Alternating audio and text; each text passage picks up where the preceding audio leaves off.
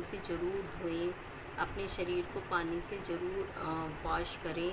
और बहुत ज़रूरी है, जितनी बार भी अगर आपको टॉयलेट आता है, जितनी बार भी आप जाते हैं, आप ज़रूर वॉशिंग करें।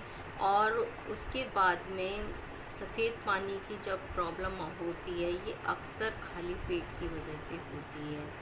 ठीक है, आप खाली पेट ना रहें। अगर आपको खाना नहीं खाया जा रहा है तो आप कुछ ना कुछ और चीज़ खाएं, लेकिन आप हमेशा अपने पेट को भर के रखें, खाली पेट ना रहें, पहली बात। दूसरी बात, पहली बात, आपको हमेशा वॉशिंग करनी है, चाहे आप जितनी बार भी टॉयलेट जाएं।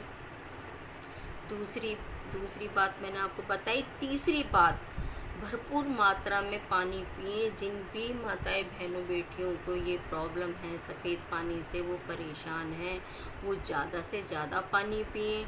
और आप उसी से ही आपको बहुत ही अच्छा इसका रिज़ल्ट मिल जाएगा।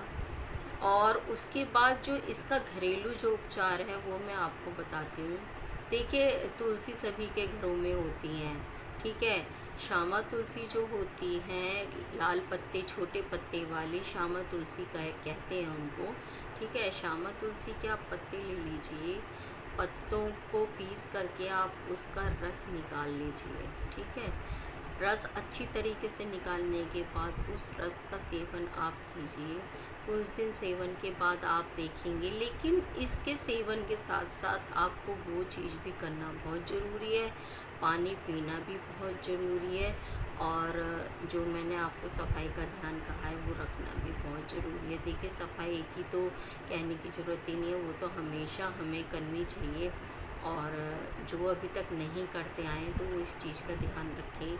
ये खुजली होना, ये गंध होना, या किसी भी तरह की ऐसी जो प्रॉब्लम होती हैं, इन्फेक्शन वगैरह भी फैलने का डर रहता है, तो आप ऐसी गलती ना करें। सफाई से रहें, पानी पिए भरपूर मात्रा में, भूखे ना रहें। और अगर फिर भी आपको सफ़ेद पानी की प्रॉब्लम बहुत ही ज़्यादा है तो आप तुलसी के पत्तों को पीस करके उसका रस निकालें और रस का सेवन करें। कुछ ही दिनों में आपकी सफ़ेद पानी की समस्या बिल्कुल ख़त्म हो जाएगी। और जो हमारे बड़े बुज़ुर्ग हैं, चाहे वो माताएं हैं या हमारे बड़े बुज़ुर्ग हैं, मैं जेंट्स की बात करूँगी इस वक्त, तो उनको उम्र बढ़ने के साथ साथ कई बार ऐसा होता है कि वो टॉयलेट करने जाते हैं, और अक्सर ये ज़्यादा उम्र होने के बाद ऐसी प्रॉब्लम आ जाती है हमें टॉयलेट में, कि जब भी हम टॉयलेट करने जाते हैं तो हम टॉयलेट करने तो जाते हैं, लेकिन हमें टॉयलेट होता नहीं है। एक दो दो बूंद होता है, लेकिन बार बार हमारा प्रेशर बनता है जैसे कि हमें टॉयलेट आ रहा है। तो जिन लोगों को भी ऐसी प्रॉब्लम है, पानी भरपूर मात्रा में पिए। मैं फिर कहूँगी, सफाई का ध्यान रखें। तीसरी चीज़ है कि आप श्यामा तुलसी के पत्तों को पीस के उसका रस पीजिए, आपको गारंटेड फ़ायदा होगा, आप करके देखना। और जो भी लोग मुझे सुन पा रहे हैं, अगर उनके घर में तुलसी नहीं है तो वो तुलसी को ज़रूर अपने आंगन में लगाएं या घर के बाहर, दरवाजे के बाहर लगाएं। और अगर आपके घर में इतना स्पेस है कि आपके घर में आंगन है तो अपने आंगन में लगाएं। देखिए, सब आपको ये चीज़ बताते हैं, लेकिन आज मैं आपको तुलसी का एक और फ़ायदा बताऊं। कुछ लोगों को मालूम है और कुछ लोगों को ये नहीं मालूम है, लेकिन ये सच है। जिस घर में तुलसी होती है ना, उस घर के ऊपर कभी भी बिजली का प्रकोप नहीं होता है। मीन समझ रहे हो आप मेरा?